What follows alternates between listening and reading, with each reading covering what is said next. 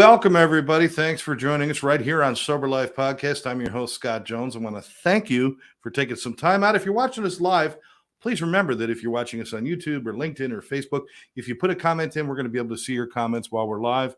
If you're watching recording, just a reminder, please like this page, share it with your friends, and leave comments. It's really important. And if there's anybody out there who wants to be a part of the show, be on the show, reach out to me. You can go to soberlifepodcast.com and reach out to me that way, or soberlifestudios.com and reach out to me that way. But either way, I'm happy to have you here as an audience, and I'm more happy to have my guest here, Melissa Davis, who... Thank you. How long have we known each other? I think just we've never spent a lot of time together, but casually. Since probably 3 or 4 years. Yeah. Since I attended the EAP conference about 3 or 4 years ago. There you go. I wasn't working anywhere. I was marketing myself. EAP conference. It's a nice, great recovery conference in Florida. Mm-hmm. It's the oldest existing one, and it's coming up in October. You should attend. If you're in the Florida area, you should attend. Are you going to be there this year? I hope so. What do you mean you hope I so? hope so. I hope to be there. I'm actually doing full-fledged karaoke on Saturday night. Oh, gosh, I can't miss that. You got to be there. You got to hear my Neil Diamond. It's awesome. Sounds like something I could help your reputation and ruin mine if I participate. Hey, kill two birds with one stone. That's fantastic. Melissa, you said we run in the same circles. Mm-hmm. I'm in recovery, and you share openly that you're in recovery as well. I do. Now, I gotta say, and I don't know if how you want to take this, but I'm looking at you and thinking, no freaking way. I mean, you are just so. You got this beautiful energy about you, first of all, and of course, you're a beautiful woman and smart, and I just don't see. I mean, were you much different then, or? That's actually the greatest compliment that I ever can hear, is that I couldn't see you being like that. Right. It was 100% different than it is today. 100% different. Well, if you don't mind, let's take a little trip through the life of Melissa, and we'll definitely bring it all the way up to the point now where you and I work together in different areas. But you started out, did you come from a family of addicts, alcoholics, and problem people? I come from the most, I want to say, perfect storybook family that you can see, pretty much. Really? Substance use does run in my family. I have lost family members to it. There's been periods of ins and outs of other family members that I can see now. My grandfather's uncle actually died with 30 years sober. So he was involved in the program back in the 40s and 50s, which was that so something exciting. People knew about? Or no, I didn't know about this until recently. No one thought to share it, And since I am so open about it, people will give me more information, I feel like, than they do the common person. My parents are still married today. My grandparents both died. We're still married on both sides. Super Southern family. Okay, so you're like some weird anomaly that the family stays together and loves each other. Yes.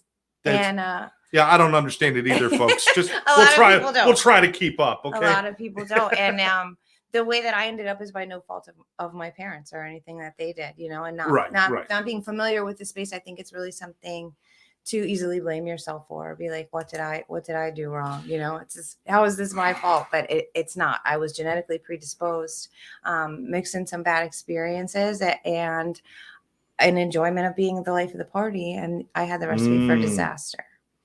I see. Now, coming from that kind of family, I come from a family where there was a lot of addiction, and certainly, although nobody talks about it, I've determined that they all have mental health problems. Every one of you out there, you know who I'm talking about. No, but coming from that kind of family, there's a little bit of, is it my fault? Is it whatever? But because everybody understands, coming from a family that's not really mired in addiction and problems, it must have been especially hard for them to understand what was happening with you. It definitely was. And at the same time that I was struggling, like I said, I had a family member that was also struggling at the same time. And unfortunately, he lost his battle to this. So I think that made it increasingly hard for my parents to see, you can see what happened to him. You can see the heartache that's caused. Shouldn't that be enough to stop you, right? Shouldn't that be enough to stop you? And then also to make it at the same time increasingly terrifying for them, because I feel like they were always waiting for that call. Once it got that bad, all of my family was pretty much expecting the call. I was the proverbial tornado that ran through people's Now, lives. at what age are we talking about here? I mean, were you like an early starter, or? I started enjoying drinking when I was in high school. And I remember I went to high school locally in Pompano and grew up around here. And so I remember I was hanging out with friends that are still friends of mine today. And the older kids were doing what we called like a liquid lunch. And I was like, oh, I want to come. But I was like in 9th grade. And I remember going and we like skipped so we had a 2-hour break, did a little liquid lunching with probably some Mad Dog or something at that time. And then I went really high quality class, stuff, you the know, high quality stuff. Little Ripple on a special occasion. And I went back to class and I remember sitting there and I was like, wow, school's so much better this way. Oh, wow. Like it was. Did it make you like more, because I know with me, I was never unpopular, but I was always felt less than until I put alcohol in my body and I felt I could conquer the world. So it gave me that false confidence and it made me louder and more popular. I thought it was more, it was actually an illusion, but was that similar for you? I don't really know. I think people often share a feeling of uncomfortability. And I think I was probably uncomfortable in my own skin, but I had mastered that art of being a chameleon to where I felt like I fit in everywhere. Okay. Probably to the extent of like, hey, what is she still doing here? And I was like thinking to myself, oh, they totally want me here. So I had mastered that art, you know, that we see now of actually not being yourself to be yourself, kind of. So you started in high school. I started in high school. And you know, where did it go from there? It looked pretty much like regular drinking, having a good time. Like I went to parties, I had a great time, but I was always the one who did it to excess. You know what I mean? Yeah. Let me make that clear, because a lot of people think that because we have alcohol or drug addiction problems, that we assume that everybody who drinks or every child who drinks is an alcoholic. No, we understand there is childhood experimentation. There's kids just having a good time and partying. It's the ones who aren't able to turn it off when it gets to a point. I just want to make sure we make that clear. We're not condemning alcohol or anything. No. But for us, it didn't work. So no. Party on if you can. I'm super jealous. Good for you. Yeah. Good for you. But you know what? You stop. As my oldest daughter was like, she partied a whole lot after school. And then when, you know, she started to get responsibilities in life, she backed off. And it was like, I'm looking at it like, how did you do that? Yeah. Somebody just told you it was getting out of hand, so you stopped? Yeah. Or even worse, she decided on her own. How crazy is that? No life consequences, no loss of jobs, relationships, and homes? Happy Friday from the North. It's Mary Kay up there in Toronto saying hello. Happy Friday, my co-host on The Life Between All or Nothing, which is returning to the airways on September 14th. Just letting everybody know. All right. So what happened after high school? Well, it was in high school that my life kind of took a change. When I was 16, one of my very best friends she was murdered, and it was a very high profile murder, like serial killer involved. And it was in Gainesville. So if you know enough about that time period and what happened there, I don't like to give him any no, he doesn't deserve or props. He doesn't deserve it. If we can't remember the victims' names, we should not remember. Right. Yeah. And actually that was 33 years ago this week that happened. Wow. So, yeah. And so that kind of changed my trajectory, because for something like that to happen, you hear about it all the time and you hear about it on these stories. But then when it really happens to someone so close to you, it has a completely different feel. Like, it changes things. Changes your perspective. It changes your perspective, because as a 16-year-old kid, I now knew that those things were real and could happen. I now knew that when you do see the news and you hear the word, like for so long, and even when I hear it now, when I hear that word murder, it like pings. I get like a ping, and you'll have that forever after. So you do everything differently. But I think that is what began the beginning of fear-based decision making for me. Okay. So I began to I quickly learned that after those nights of partying and things like that, I fell asleep, passed out, and wasn't fearful. You know, I began to course my relationships around someone that I felt safe around, whether that was the biggest, toughest, gnarliest guy that you could pick, who had like the biggest, meanest dog, or you know what I mean? Or even a friendly dog that seemed scary to others. So that really started a course of action for me that was fear-based. I think that alcoholism is interesting though, because my other core group of friends like that, I'm the only one who ended up like this.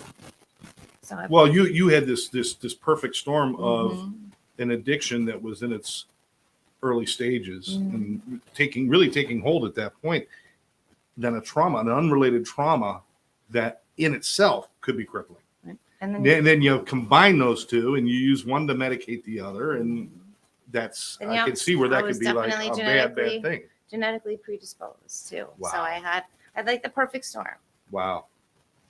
Perfect storm. So you go through how long did this period last? I would ebb and flow through it. Oh, really? Yeah, okay. I actually, would have periods of selective sobriety. Like, oh, I'm not going to do this substance, but I'll do another. I had but there was always something. There was never complete abstinence. There was never complete abstinence. I had probably the most abstained period when I was, of course, pregnant. I have a daughter who's 20, who is amazing. So that was probably my complete period. But yeah, I got married, got divorced, had a house, lost a house, like all of those things. And it would get really bad.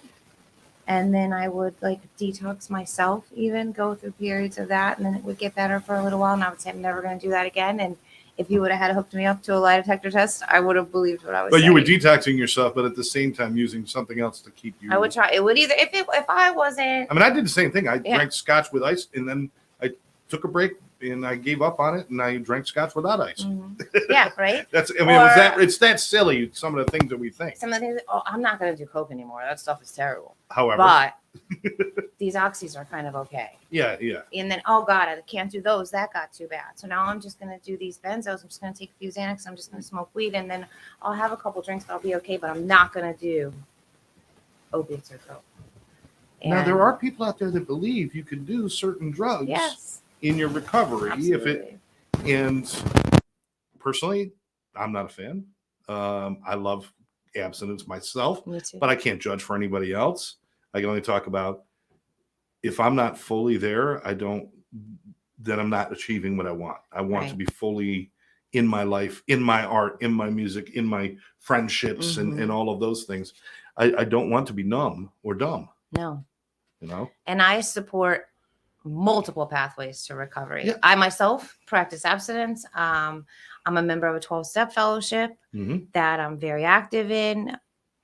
But if you can stay sober, California sober, whatever it is, where you're smoking marijuana, but you're not doing heroin anymore, whatever's keeping you alive right now, if you're on maintenance, if you choose to use Suboxone or methadone or whatever is medically appropriate for you and it's keeping you alive right now, do it. For me, I can't have that static between me and my spiritual connection. No, it's too much like the old thing. It's about using something to get by without being able to do it myself or with my own power or spiritual, being. Guess who's with us? Gio is with us. Justin. Hi, Gio. He's saying it's Melissa. Hi, guys. Justin, I've had him on a couple of different shows. Love that guy. Oh my God, Gio is fantastic. You are fantastic, brother. We are lucky to have people like that in our circle. We are. Man. We are. You go to our groups, and I'm going to skip ahead just for a second, just because Justin kicked in there. But you go to our groups and our coffee clutches and our little things that we do, and you walk around the room, and you're sitting down with some of the greatest people, the most giving, wonderful people. And if you went around the table, you get 5 or 6 people at the table, you go around the table, you're going to hear 5 or 6 stories that will make your blood curdle. Yeah. But yet we've all ended up in a place of being helpful and being hopeful, being philanthropic with whatever we have, and it's a beautiful thing, right? We are whole. We lost all those pieces along the way, but somehow we're still whole. Like we're whole today. It's not anything I've earned. I'm going to tell you that. Nope. This is a complete gift because there were much better people than me that lost their lives to this disease. Absolutely. And so I feel that it's kind of like not only is it a privilege and a pleasure and an honor, it's a responsibility that I have, that I must do these things. Do you feel that way? I do feel that way. I feel like I have to give it away in order to keep it. One of those great paradoxes of what we have today. I feel driven and led to do that. So that's again why I can't have anything blurring my spiritual connection, because then it's gets construed like, am I led to do this? But no, this is like a calling. This is what we do. Yeah, exactly. I mean, you could have purpose. That's fine. Mm-hmm. But to have a calling, it's almost like this is a must for me. Yes. For me, I could choose not to do it, but I feel I would not be complete if I didn't. And that's the calling part of it. Let's see. We have us. Okay, here we go. A couple of comments. This is Sandy. She's also my mother. Hi, Sandy. Sandy mom, we call her. The ups and downs of addictions are so baffling. She also says, always grateful for recovery. Mm-hmm. Mary Kay has a question for Melissa. What finally got you into recovery and the finding moment? Which is perfect, Mary Kay, because that's why we do a show together, because that's exactly what the next piece was going to be. This is fantastic.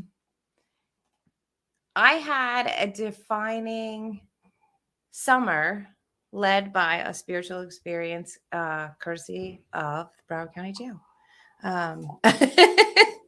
My friends over at the Broward County Jail. Yeah, shout out to them. Yeah, I did.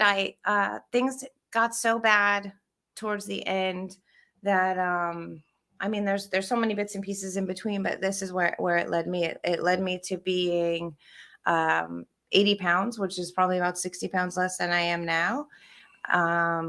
It led me to being arrested and then being Baker acted in the middle of those 3 months period. And if you don't understand, Baker acting is when they determine you're of harm to yourself or to others because of some sort of mental capacity. That doesn't mean that you're mentally ill, it just means in that moment.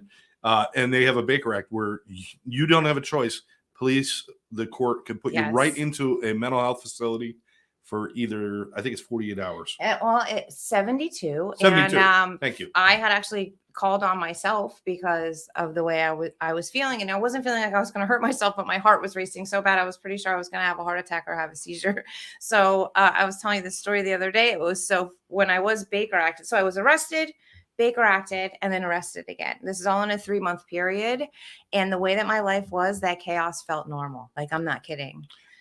Let me put this in context. You had a daughter at this time. I did. And she was with my mom and dad. She was staying with my mom and dad. Okay. And at that time, the locks were changed on the house. I wasn't allowed back in the house or to see your daughter. I would see her, but I didn't have like free access. I couldn't be trusted. I could not be trusted. My father was in the jewelry business for 30 years. I needed things to make sure that I didn't get sick. And so that led me to do some pretty horrible and dishonest things to my family. This being shut out, and them having your daughter and you not taking care of your daughter. Did that have an impact on you at the time? Or was it not quite powerful? If you would have asked me at the time, or even in early recovery, was I not a good mom? Was I a bad mom? I would have said to you, no, because I haven't lost custody. In hindsight, when I can sit back and look now, I know if it wouldn't have been for my parents, there's no way I would have been able to manage and maintain custody of my daughter. And it also makes it easier for me to recognize the disease. I'm so glad you said that, because so many people are like, I was a good dad. I'm like, no. If you were a slave to your addiction, even if you showed up, you weren't there. Do both. You weren't there, even if you showed up. And I had to look in the mirror and say, you were a lousy father. Until I could do that, I could not take the steps I needed to become a good father. I couldn't. And that's what helps me recognize the disease. I had so much of a hard time when I first got sober saying that I was sick. I felt like I was putting the blame on something else. I felt like I'm not sick. I'm completely normal. I started partying. I liked it. It got out of hand. But I love my daughter so much. I loved her the same. What's her name? Her name's Madison. Hi, Maddie. Shout out to Maddie. I loved her the same then. But I was so sick that I would do things. I would put other things before her. And my love hasn't changed. So that's you're only sick if you do things like that. Like if you say, I'm going to the gas station, I'll be right back, and you come back 3 days later, you're freaking sick. Like if you can put anything above something that you love that much and cherish that much. I like the way you say it. It puts things above that love. Nobody's saying you don't love your children. Right. But you're not capable of living in that love. No, you're not capable. You're not capable of making decisions with that love or doing things that enhances that.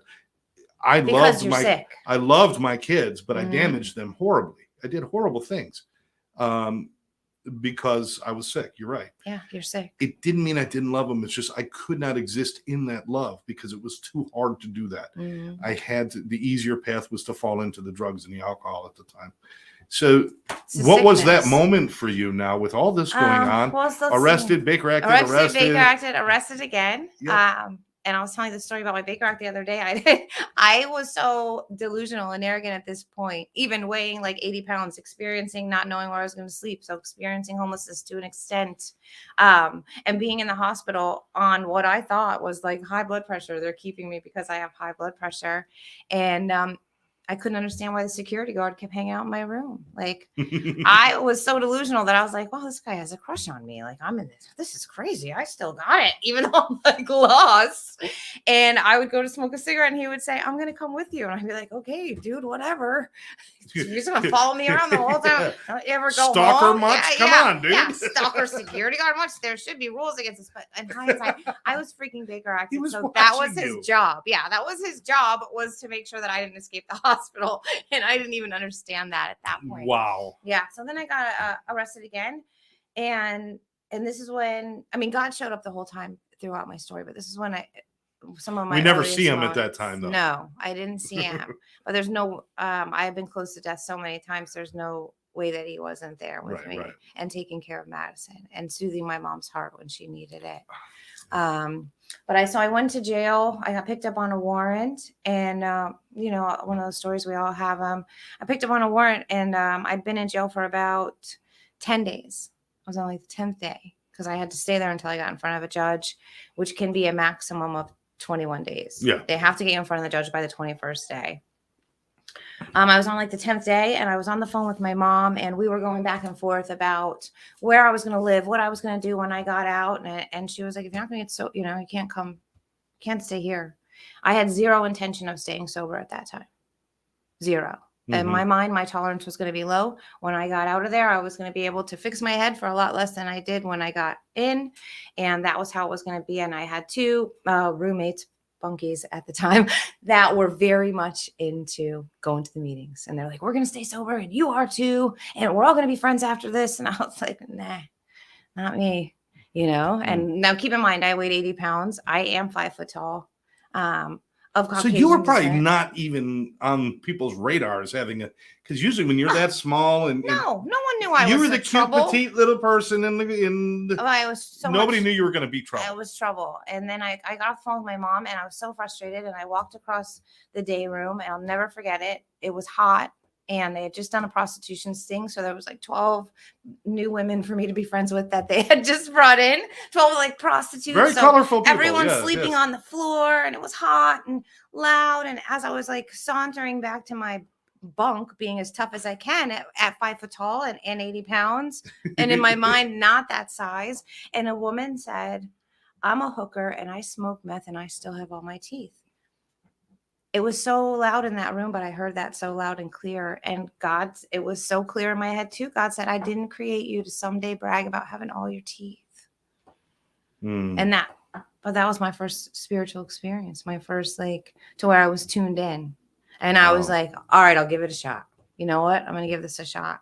And I stayed there for 21 days. You think it was just a shock of something so outside of your comfort zone that even though you had a chaotic life and were doing things and getting arrested and all that stuff, this was a whole new world for you.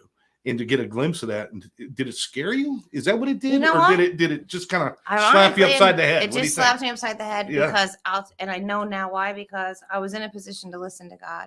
And when you are, it doesn't matter where he's going to meet you exactly where you're at, and he's going to speak a language that you can understand.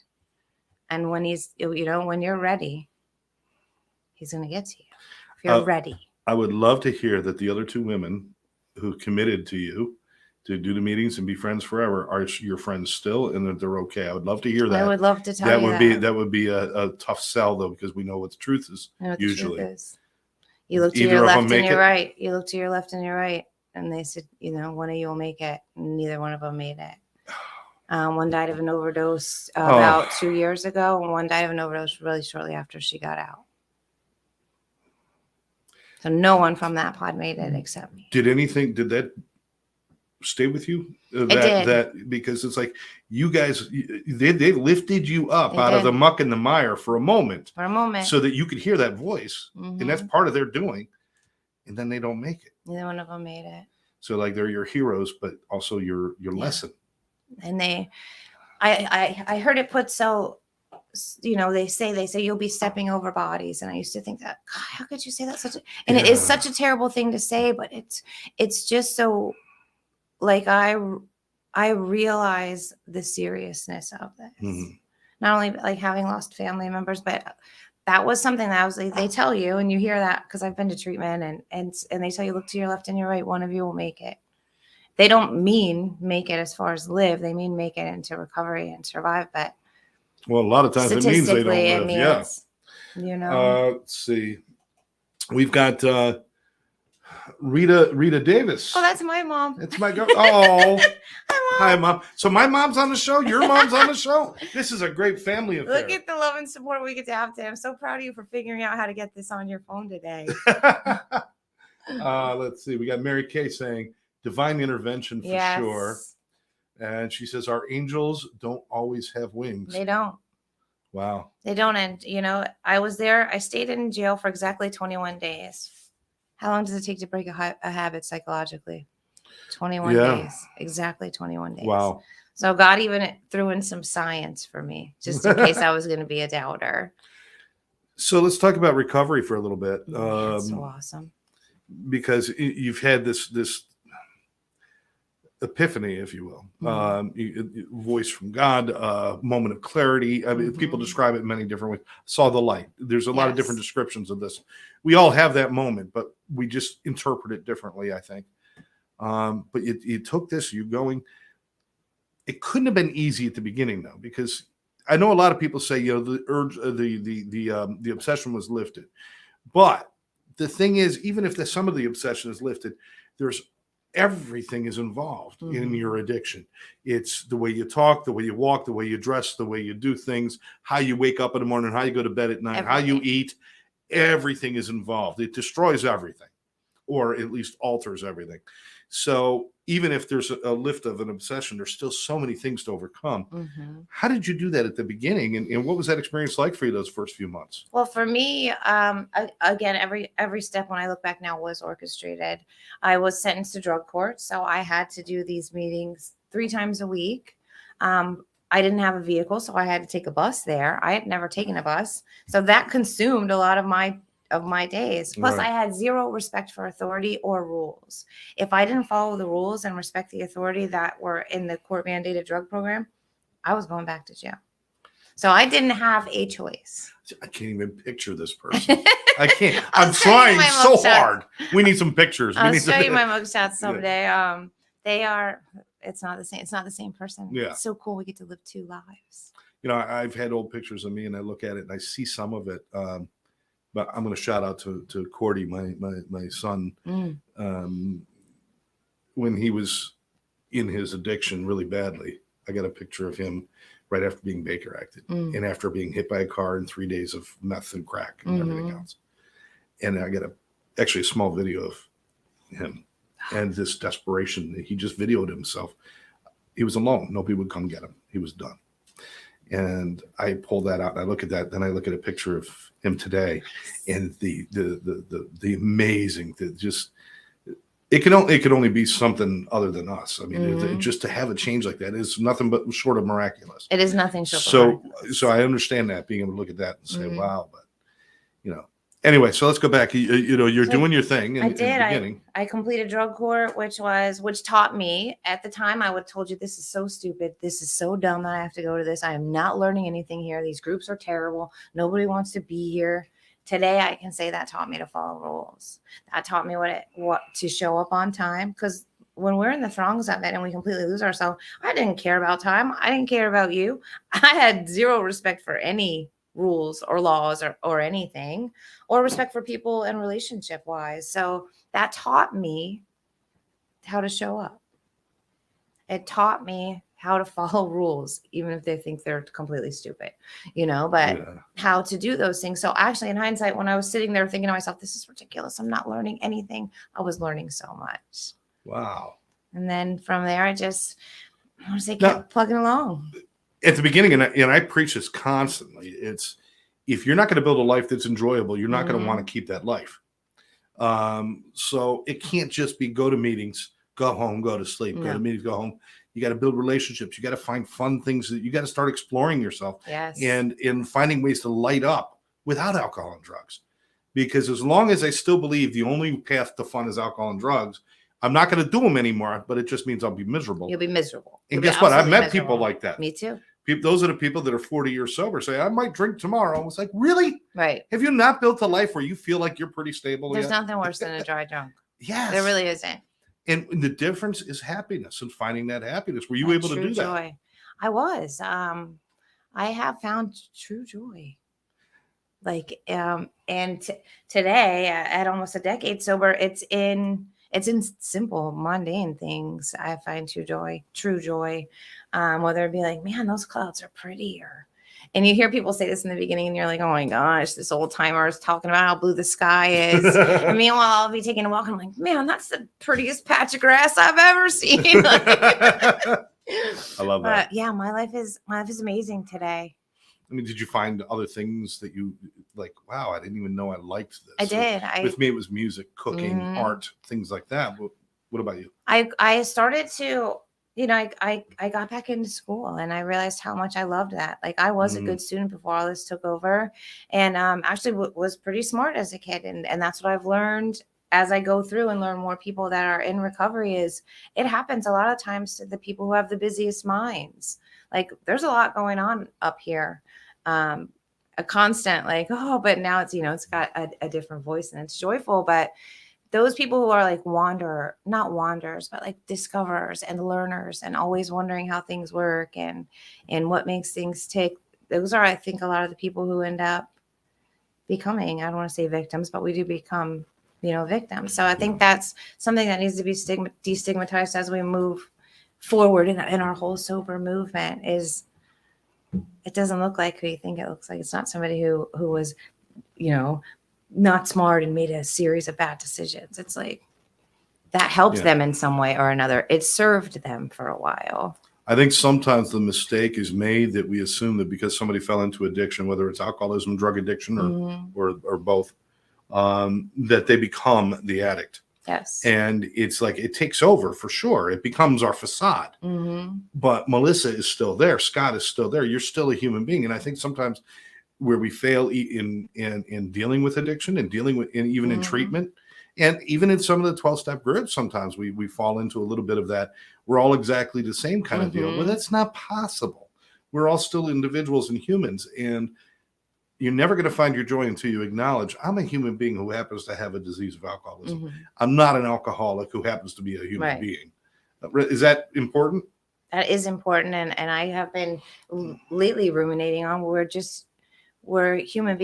spiritual beings having a human experience now. Oh, okay. So you're taking it out to the next level. It's about evolving and growing. I love it. No, I love it. So we're in this human state now, but we're also connected spiritually.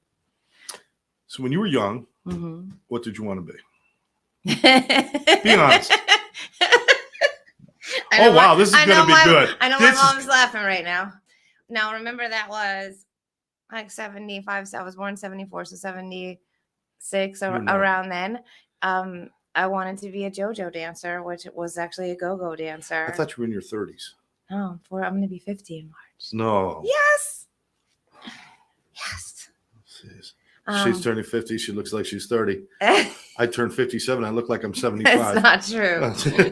That's not true. So you wanted we to have be what? filters on this. I wanted to be a Grease was my all-time favorite movie. I love. Yes, absolutely. I think about that movie every day. Like it's so woven into my life. It's crazy. Whenever I DJ, people think I'm crazy. I still play You're the One That I Want. You should. And it's like I would do the dance like this. And everybody kind of like they're like, oh man, that's stupid. And next thing, by the end of the song, everyone's singing it. Man, that movie was life changing for me for some reason. I used to sit with my friends because I was young, and I used to sit with my friends. We used to sing the songs to each other, stand up like we were on stage doing stuff. I see that. So you wanted to be what? I wanted to be. You wanted to be Sandra Dee. I wanted to be a go-go dancer, but I didn't even know how to say that. My mom says I would say I wanted to be a JoJo dancer. A JoJo. She said I would skip down the halls singing Grease movies, and where it says tell me more, I thought it said happy whore, happy whore. Whoa. I didn't know what a whore was, but so when I was little, I wanted to be a go-go dancer. I can remember those Nair commercials, like who wears short shorts. Crazy, right? I wanted to be a dancer and entertainer. Now that isn't part of my story because I was always felt like I was going to be too clumsy and I would like fall on stage. Or something. Yeah, I mean, you probably could have been. You were never going to be a rockette because their legs are as long as your whole body. I've been a miniature rocket. I mean, those rockettes, they're like 7.5. Right? You don't understand. You got to see them up close. They're like 7.5 feet tall. They're Amazonian freaks, is what they are. Yeah, no, but that's so funny. So funny. I love that movie. So you wanted to be a little. I wanted to be an entertainer. You want to be a JoJo dancer? I want to be a JoJo dancer. And be an entertainer, I guess. Be on stage and dance and have all the sing attention. And yes. Have all the attention. So you at what point did your life turn to the direction it is now? I mean, certainly when you got sober, obviously you start thinking about different things, but was there something that made you decide that I want to really work with people with addictions? Well, so what I did was I completed drug court. I started waitressing again, and I love hospitality. And then I went back to college. Mm-hmm. And I actually graduated magna cum laude from FAU. I got a bachelor's in communication studies, and I took a minor in hospitality. And at that time, I was trying to figure out how I was going to weave this into like recovery, making my story hopefully be impactful. And I started doing peer support work with an awesome place called South Florida Wellness Network. Mm-hmm. I started working for them. We do a lot of work with them now. Yes. Susan is one of my mentors. We love you. Love what you do. She is one of my mentors and now one of my greatest friends. I just love to be able to watch her work and learn. But it was there I learned a lot about just helping someone else through the story. My big mission is destigmatizing it and what it looks like. Because like you said, and the biggest compliment is that we can't see you like that. Well, I can show you it was like that. And so if I can show that to someone else who's in that moment and they know, like, just sprinkle a little hope. Just, God, let me just sprinkle a little hope for one person today. That's it. And look at, we got the full JoJo dancer is out. She's I knew I shouldn't have said that. We're going to move the camera back. You're going to dance our way out of the show when we're done. Again, clumsy, would probably fall over myself. You're working with FHE now. I do. I work with FHE Health. Now, it used to be called Florida House. But the FHE doesn't mean Florida Health. No. FHE does stand for Florida House Experience. So, it does. Yeah. Okay. All right. I get confused by that. FHE is the umbrella now that is over Deerfield Florida House, which is a primary substance use facility, over Restore Mental Health, which is primary mental health, and Sunlight Recovery, which is also primary substance use in Boca. So we do we have those three entities, and of course over Shatterproof, the first responder program. You guys do a lot of cutting edge stuff there. I know you do brain mapping and different things like that. I think that's correct. We do. So everyone who comes in, well, first of all, I love working at FHE. They let me do a lot of community impact work. So it fulfills my personal need to like sprinkle that hope and destigmatize it. And then I get to do some B2B work too with hospitals and other treatment centers and making sure people get placed when they need help. So if someone needs help, whether they have this insurance or that insurance, it doesn't matter. Like when you call me, I'm gonna find a place for them to go. And I'm hopefully going to find a place that I've toured and seen with my own eyes. Yeah. Because and I'm not saying anything about any other centers, but I like to send people where I've seen it. So I spend a lot of time. Well, I think you should. I think you should. And I think people, listen, I'm a little piece of advice I always like to shoot out there. Don't spend more time shopping for a car than you do shopping for the treatment center that's going to help your son or daughter. Get to know the place, talk to the people, tour the facility. And if you're out of state and you can't tour it, we've got these wonderful phones now. You could say, you know what? Put me on video and walk me around. Do it. Yeah, great. But people need to get to know things. And you being out there, it's a paramount because there's still some places that there's some places I wouldn't send people, a family member. Or more importantly, that maybe they could be a great place, but not great for everybody. There is no place that fits everybody. Not even FHE. No, and like there's places that just, it's not a good fit for you, but I'll find some place that is. Absolutely. Like if you're a first responder and you're experiencing PTSD and your brain feels different after working on the job for so long, FHE is a great place for you.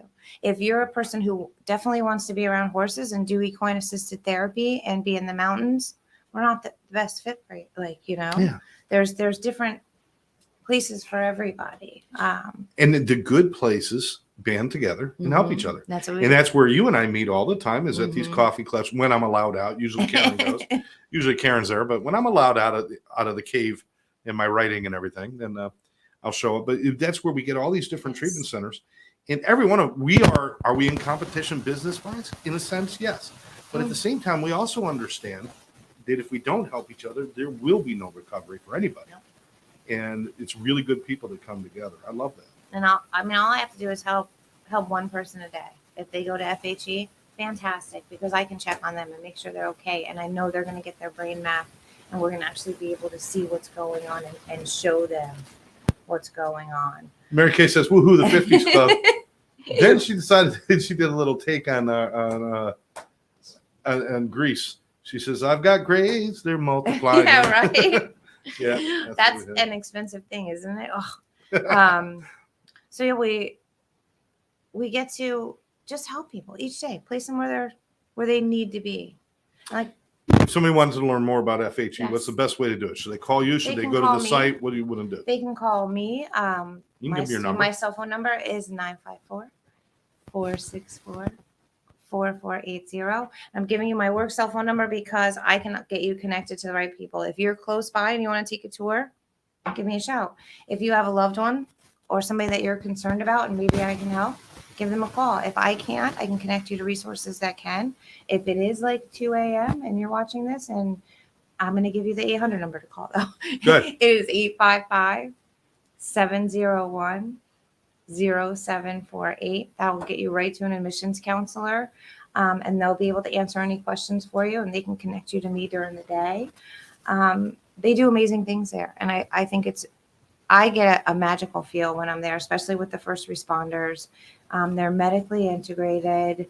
We are at the forefront of, some cutting edge stuff. We do a neurostimulation program, which is, we have biofeedback, neurofeedback, and then we have neurostimulation, which once we do that brain map, we can see how your brain waves are dysregulated. And I've done it.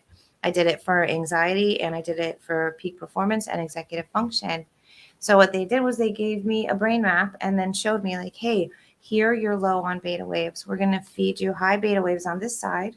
Then this side of your brain's going to be able to copy it, and then you'll be back regulated. So it's like a giant reset. That's pretty cool. And we do that for our clients that are in-house with us, but we also do that outpatient.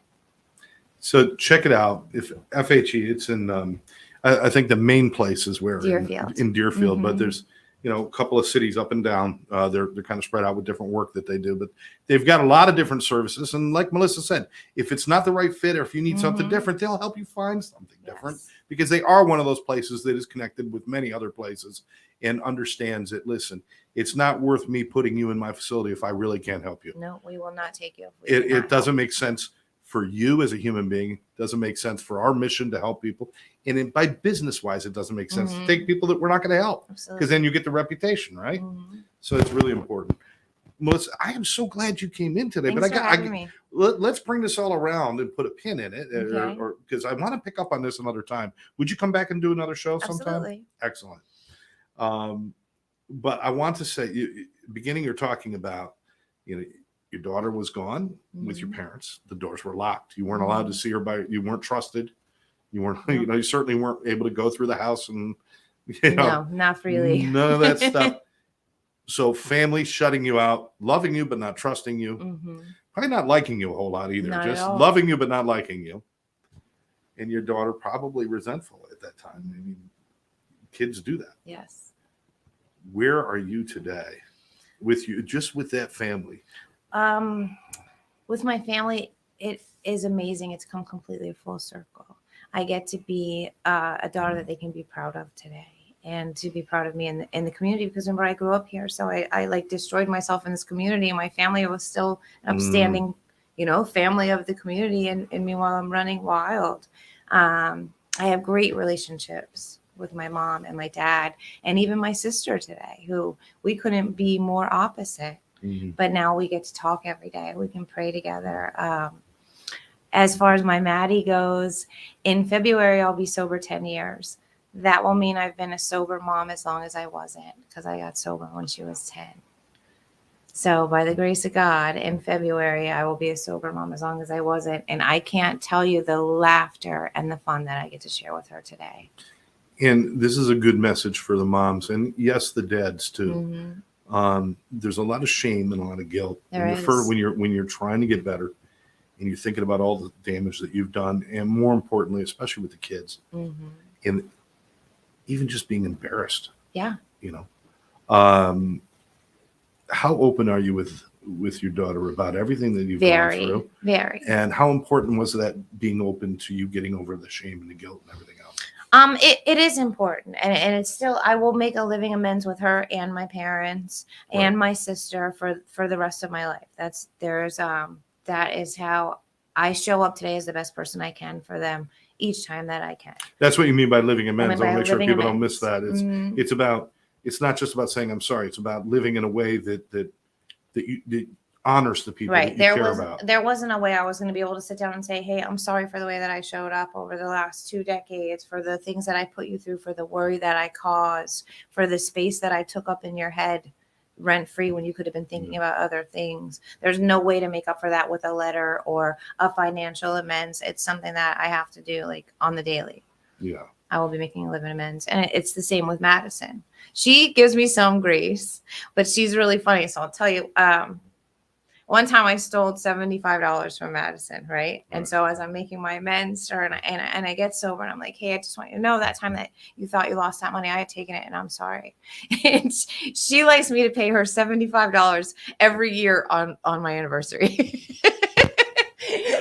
Madison, that's brilliant. That is brilliant. I will. The only mistake, you should have gone for 150. No, but it's just so funny. She's like, you should have to pay me that every year, and I was like, okay, it's not that big of a deal. But now it's become kind of become a thing, like a reminder. A cool thing. It's a reminder. In that these horrible things can become moments that bring us closer together. Right. I don't want anybody out there to think, and I think you'll back me up on this, Melissa. We have not wiped the slate clean and said, I've just forgotten everything I did that was bad. Absolutely. And that I'm absolved of everything I've done.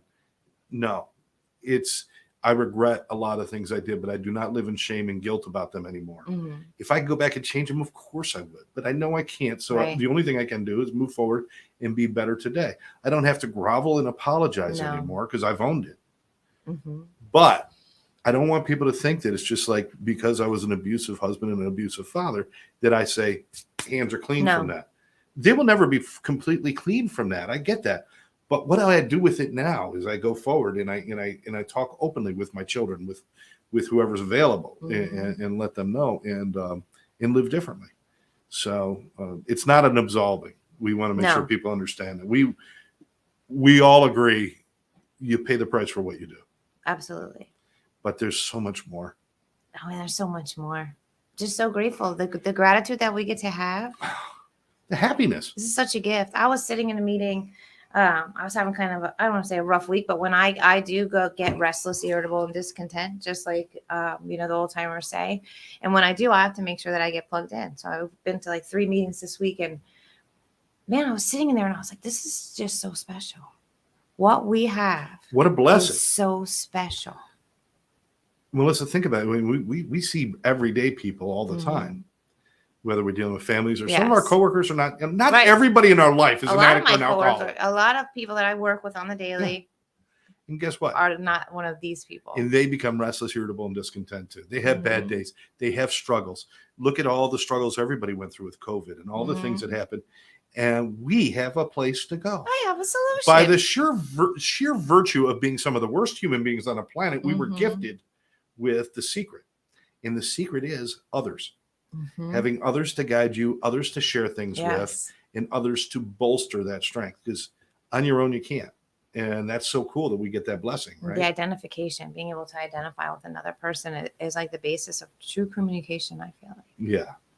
And I love the fact we can talk about it openly in this podcast, and this will help end the stigma as well. Absolutely. For us to say, you've gone through stuff, and it is your pain, and it is unique to you. Nobody's going to take that away, but you can be better. Somebody's sitting home right now. This is our last thing. Somebody's sitting home right now, and they're watching this, and they're like, I probably should call somebody. I probably should get some help, but they're afraid. What do you want to tell them? You're always a little scared before you do something great.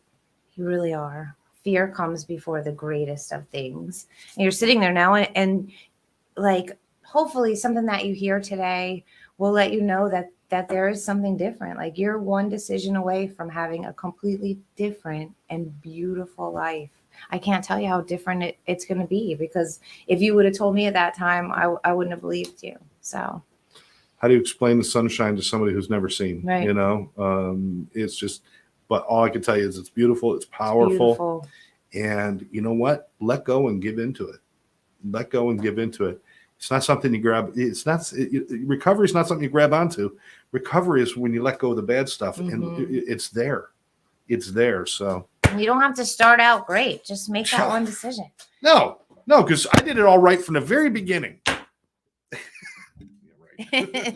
Flawless recovery. Flawless recovery. Yeah, that'll be my next show. It'll be about that long. It's going to be so short.